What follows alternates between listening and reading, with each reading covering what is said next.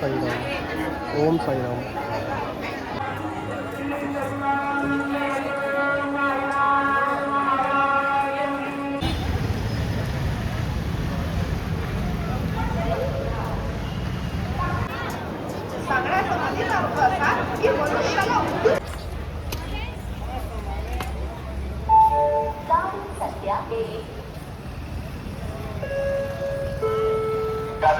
जय हिंद दोस्तों, welcome back to my channel.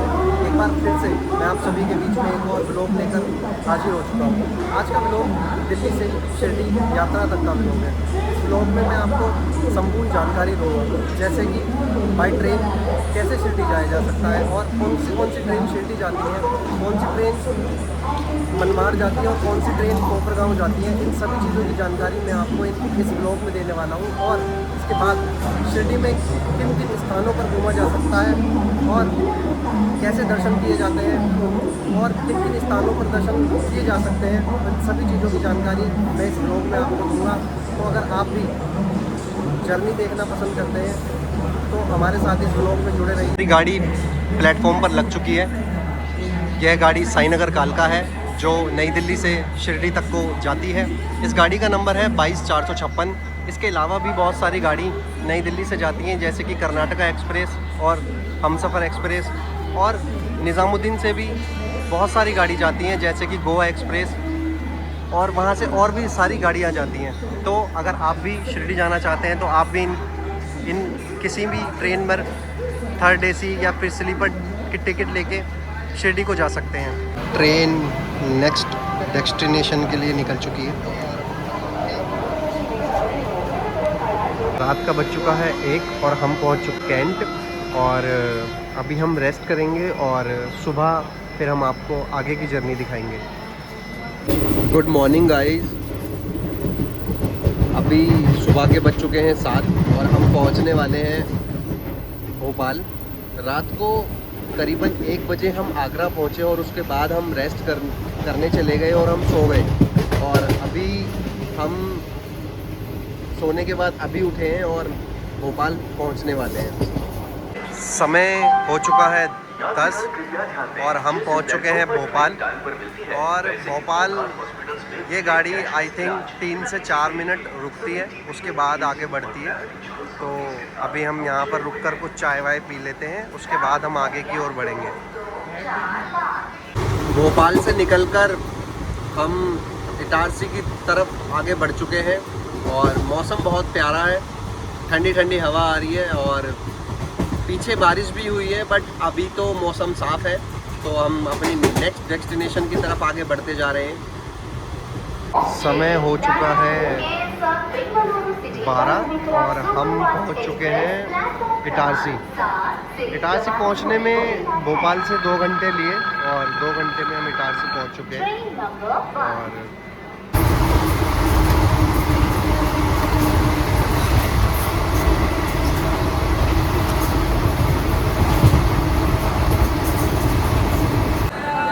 Guys समय हो चुका है इस समय 2:30 और हम पहुंच चुके हैं खंडवा। गाड़ी 1 घंटा लेट है, इसलिए 2:30 बजे यहाँ पर लगी है। तो अभी हम खंडवा पहुंच चुके हैं और यहाँ रुककर हम कुछ खाएंगे। 5 मिनट यहाँ गाड़ी रुकेगी, कुछ ले लेते हैं खाने के लिए। गाइस बहुत तेज़ बारिश हो रही है और ये एक जगह एक स्टॉप पे रुकी हुई है भुसावल से पहले। मैं आपको दिखाना चाहूँ तो देख सकते हैं आप, ये एक स्टॉप पर रुकी हुई है।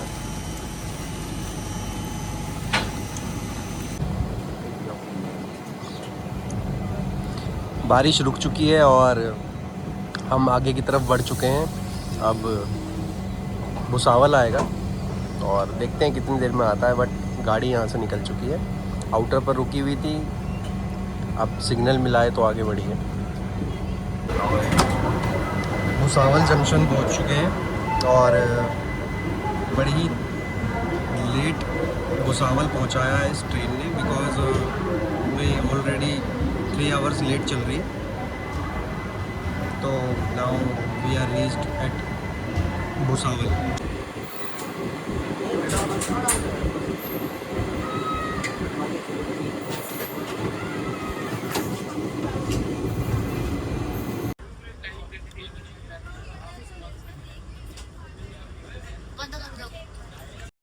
गाइस समय हो चुका है 8:30 और हम पहुंच चुके हैं मनमाड़। गाड़ी लगभग 1.5 से 2 घंटा लेट है और हमें मनमाड़ से शिरडी पहुंचने के लिए भी 1 से 1.5 घंटा लगेगा। तो अप्रॉक्सीमेटली हम पहुंचेंगे 9:30 के आसपास। तो 9:30 पहुंचेंगे हम शिरडी। और जैसा कि मैंने आपको स्टार्टिंग में बताया था कि मैं आपको रेल यात्रा की संपूर्ण जानकारी दूंगा, तो वो इस प्रकार है। शिरडी तक पहुंचने के लिए दिल्ली से बहुत सारी ट्रेनें हैं, जैसे कि Goa express, Karnataka express, Jhelum express, Punjab mail express और सचखंड एक्सप्रेस, और जिसमें मैं अभी सफ़र कर रहा हूँ साईनगर कालका। तो ये सब ट्रेनें दिल्ली से शिरडी तक को जाती हैं। आप अपने अकॉर्डिंगली टिकट बुक करा सकते हैं और जा सकते हैं। फाइनली हम शिरडी पहुंच चुके हैं और समय हो चुका है 9:55 और 9:55 पर हमें साईनगर कालका ने उतारा है। ऑलमोस्ट 3 आवर्स ट्रेन लेट थी, जिसकी वजह से हम इतनी रात में उतरे। अब यहाँ से हम ऑटो करेंगे और बाबा के मंदिर और होटल तक जाएंगे।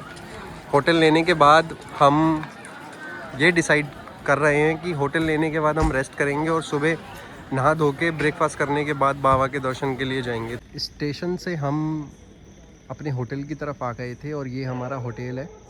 हम इसी होटल में हमेशा रुकते हैं जब भी शिरडी आते हैं। यहाँ का स्टाफ बहुत अच्छा है और यहाँ की फैसिलिटीज़ भी बहुत अच्छी हैं। और अभी हम चेक इन करते हैं और चेक इन करने के बाद रूम टूर हम आपको कल दिखाएंगे। फ़िलहाल के लिए गुड नाइट, क्योंकि रात ज़्यादा हो चुकी है। तो सुबह फ्रेश होके दर्शन करने के बाद हम आपको रूम टूर देते हैं। Till then take care.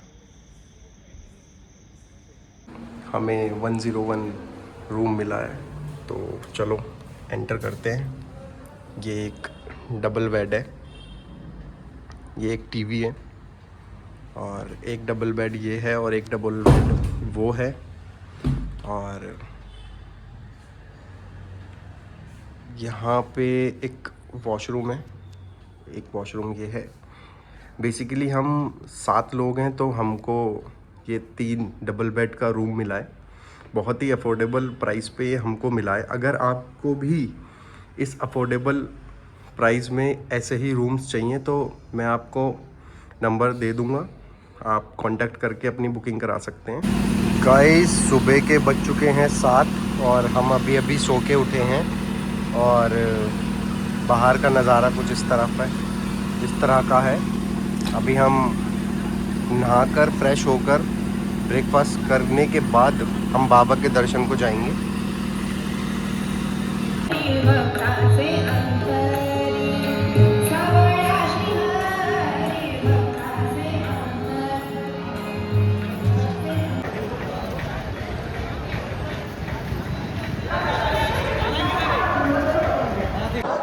जय साई राम दोस्तों, हम समाधि मंदिर के दर्शन करने के लिए निकल चुके हैं। जैसा कि मैं आपको दिखाना है मोबाइल्स का, यहाँ पे आप मोबाइल्स रख सकते हो। और ये शूज़ स्टैंड है, यहाँ पे आप अपने जूते चप्पल रख सकते हैं। और ये मोबाइल लॉकर है और कैमरा लॉकर है, यहाँ पे आप कैमरा रख सकते हो, मोबाइल रख सकते हो। और आगे से जाके राइट जो है गेट नंबर 6 और 7 और 8 आता है। 6 नंबर से जो एंट्री होती है वो होती है पेड। और अगर आपको पेड पास लेना है तो आप यहाँ से ले सकते हैं। यहाँ से पर पर्सन 200 रुपीज़ में पेड पास मिलता है। और यहाँ से पास लेने के बाद आगे जाके राइट लेने के बाद 6 नंबर गेट आता है, जहाँ से आप पेड पास एंट्री ले सकते हैं। और 7 और 8 से फ्री दर्शन की लाइन है, वहाँ से आप 7 और 8 पर एंटर कर सकते हैं और दर्शन कर सकते हैं। मोबाइल अलाउ नहीं है, इसलिए हम मोबाइल अंदर लेकर नहीं जा सकते। ये गेट नंबर 2 है, जहाँ से सीनियर सिटीजन्स की एंट्री होती है। जो लोग 60 साल प्लस हैं उनका आधार कार्ड देखकर यहाँ पर एंट्री दी जाती है और उनके दर्शन फ्री होते हैं। तो ये 2 नंबर गेट है, यहाँ से सीनियर सिटीजन्स की एंट्री होती है। ये गेट नंबर 2 के अपोजिट साइड में बाबा के फूल माला चढ़ाने के लिए और प्रसाद चढ़ाने के लिए बहुत सारी दुकानें हैं। यहाँ पर प्रसाद, धूप, अगरबत्ती, मालाएं और बाबा की मूर्तियाँ, बाबा की तस्वीर, जूते, चप्पल, साड़ी, सभी चीज़ें मिलती हैं। अपने अकॉर्डिंगली आप चीज़ें ले सकते हैं, बाबा का प्रसाद चढ़ाने के लिए ले सकते हैं। अभी सभी चीज़ें चढ़ाने के लिए ट्रस्ट ने अलाउ कर दिया है, तो आप चढ़ा सकते हैं कुछ भी लेकर बाबा को अपने अकॉर्डिंगली। ओम साई राम। जब आप गेट नंबर 4 से दर्शन करके एग्ज़िट लेते हो तो आपको ये एक ऊदी और एक बाबा का प्रसाद दिया जाता है। और ये बाबा का समाधि मंदिर, और ये गेट नंबर 4 जहाँ से मैंने अभी एग्ज़िट लिया है, और ये रास्ता सीधा द्वारका माई और चावड़ी को जाता है।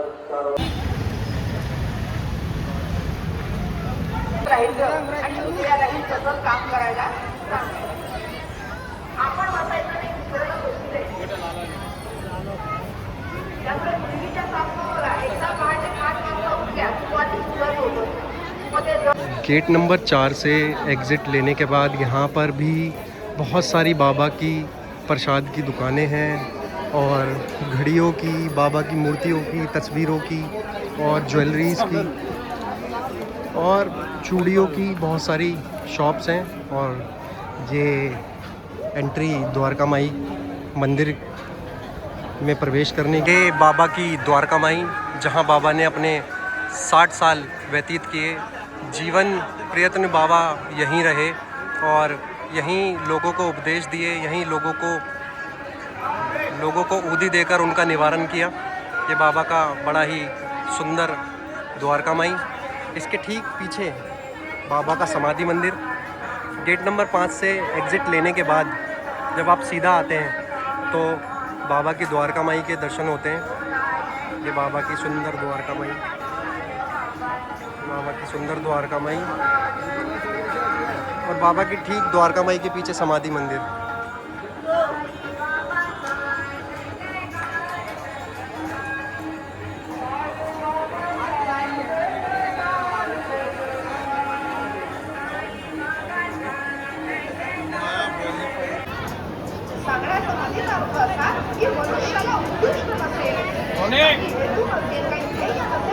ये बाबा की चावड़ी, जहाँ पर बाबा हर वीरवार को विश्राम करने आते थे और पूरी रात यहीं व्यतीत करते थे। ये बाबा की चावड़ी, आप सभी लोग दर्शन कीजिए गुरु पूर्णिमा के पावन पर्व पर।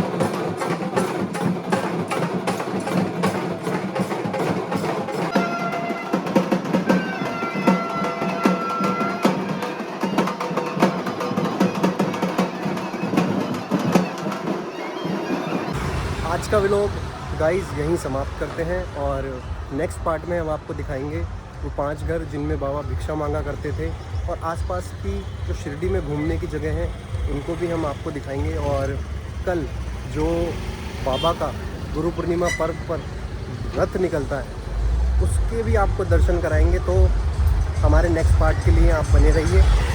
जय हिंद, जय भारत।